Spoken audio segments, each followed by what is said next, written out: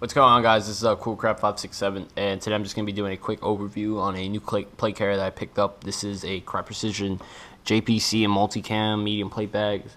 I had a JPC previous to that, but that was in Coyote Brown. That one was really nice, but I'm just liking the look more, multicam better. So I picked this up, and this is just what me and a couple of other buddies are going to be running. This is, I guess you could call it a team SOP or whatever.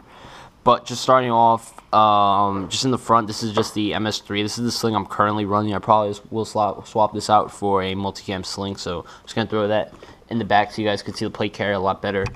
So starting here in the front, I get rid of not using the kangaroo pouch. I took out the bungees in the back so they don't get in the way of anything. And I swapped that out for an ATS 762 triple mag shingle here in the front. And I replaced the standard pull tabs with the S&S Precision pull tabs right there. Up here, that's just a patch. ITW Nexus push to talk right there. Here I have my outdoor research gloves. These are just the gloves I'm starting to run now. These are really nice gloves. They do rub up against your hands, like right here. They really hurt after a while in play, so you might want to consider that. But they're really nice gloves though. Here I just have a carabiner with electrical tape just for looks. Here on the bottom I have the on-demand fly pouch right there in multicam. That's made by Sorden. Whatever you do not Google images that. It's not a very good, you don't really get good pictures. What else? Here on this side, here I have a Blue Force Gear GP pouch. I put a bunch of stuff here, a little bit of tools, batteries if I need to. I have a hat in here just to give it some definition. A bunch of stuff, other stuff, barrel covers, stuff like that. Behind that, here I have one of the JPC emitters. This one has a pull tab because this is where I'm going to put a magazine. Just have another SCAR magazine there in the side. Just to show you guys this side real quick, I just have a whole bunch of chem lights. I'll probably swap these out, or I'll probably replace these with IR chem lights. I just wanted to fill it up with something there on that side of the cummerbund. Up here, here's one of the lacings for the JPC eat-off kit. So you pull this, and the JPC the shoulder pad will undo itself. Here I'm running the Pake shoulder pads up there. The Pake shoulder pads do not get in the way of the JPC eat-off kit, but the sling does. That's why I kind of also want to change out the sling, so nothing will get in the way if I ever want to use the eat-off feature, but I most likely won't. It's just a nice thing to have.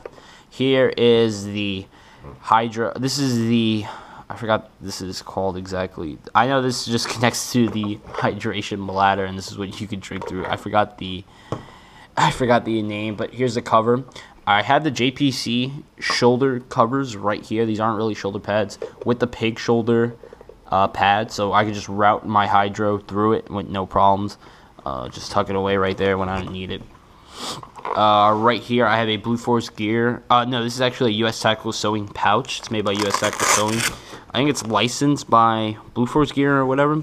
It's kind of faded. It's a really nice pouch. I keep SCAR H mag, and that's also one thing I forgot to mention, that I'm running a lot of SCAR H mags because that's the type of gun I use now. I haven't really been using my M4 too much, so I just kind of switched over to a SCAR H. Really nice gun setup. Really do like it. Behind that, just another emitter pouch. I just have the wiring for the push talk. Maybe I'll put a radio in there someday, but I really don't use that for now. Here I have a Blue Force Gear Tourniquet Now pouch right there. If I ever need it, I just like that more than rubber bands, so it won't fall out, and I don't have to worry about that. This isn't going anywhere. Here I have my Emt Shears right there, or medical shears. This is some guy making these pouches on eBay. It's a really nice pouch, but there's only just one major flaw with it. So I can just fit medical shears right here. This buckle can come undone really easy because this wasn't like closed in, so it could go places. That's pretty annoying, but whatever. I can hold my medical shears in here for the time being. Maybe I'll sew it so it doesn't move. But really nice. Those are just med shears right there. So you don't keep them in the front, or you just keep them to the side if you do need them. But we're just playing airsoft. Not really going to need those. Here I have an LBT Old Gen Multicam GP pouch. This is kind of what I use as my IFAK, because there's a bunch of medical supplies in here. Some quick clot. I know there's an emergency blanket. Just some things, so if you need to patch up wounds out on the airsoft battlefield, you can do that. Here in the back, this is just my back setup. I went with it kind of simple. I'm not going to run a whole bunch of shit. This is a Blue Force. No, this is actually a US. No, I'm sorry. This is a First Spear 70-ounce Hydra without the molly. This is just laser cut nylon. It's like a piece of nylon, just laser cut, and then just sewn together. So it's really, really nice. It's pretty strong. It cuts down on a lot of the weight. It's a multicam. In there, I just have my source bladder in there. I had to fold it because it doesn't all fit completely. But really, really nice bladder. If I do need to use that, I'll just fill it up with water. It's not going to taste funny. It's really, really nice. Antibacterial, that's what it says. Really, really nice. Hydro and whatnot. Here I just have, in the rear plate bag, here I have the Pake Pontoons. And I bought them in multicam. Color really doesn't matter because they're going to be sitting inside your plate carrier.